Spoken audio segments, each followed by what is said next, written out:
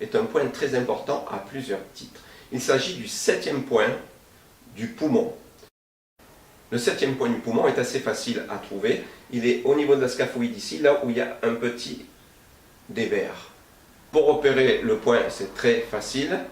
Ici, quand on a l'habitude, avec l'index, vous pouvez descendre le long et dès que vous avez le petit décrochement à la scaphoïde, vous êtes dessus. Sinon, tout simplement, vous mettez votre main comme ceci.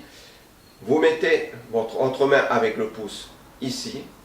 Avec l'index, tout simplement, vous posez votre index là, comme ceci. Et ici, vous avez votre point. Voilà, vous êtes en plein dessus. En plus de cela, vous allez sentir une petite douleur ou une petite pression et vous êtes sur le point numéro 7. Alors que fait ce point-là? Quelles sont les pathologies sur lesquelles ce point va pouvoir agir?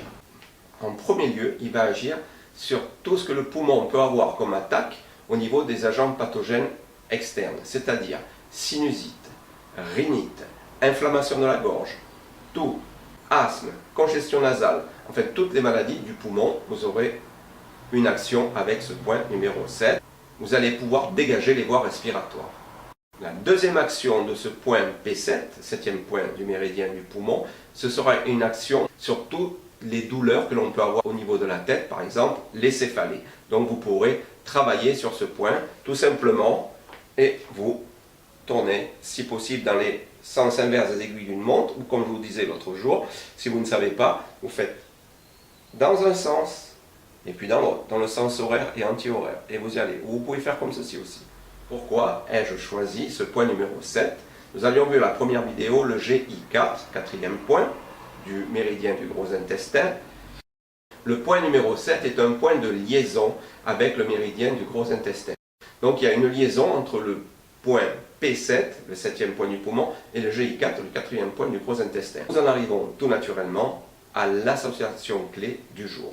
Eh bien, nous allons travailler avec le P7, 7e point du méridien du poumon, et le GI4, 4e point du méridien du gros intestin, puisque tous les deux sont des points de communication entre eux. L'énergie de l'élément métal sera toujours présente, puisque nous restons dans l'élément métal de la loi des 5 éléments en médecine traditionnelle chinoise. Donc vous allez pouvoir coupler ces deux points lorsqu'il y aura des douleurs au niveau de la tête, de la nuque, de la face ou de la bouche, puisque le P7 est le point maître de la tête et de la nuque, et le GI4 le point maître de la face et de la bouche. Donc, chaque fois que vous aurez des douleurs situées dans une région au niveau de la tête, vous pourrez travailler sur ces deux points en même temps.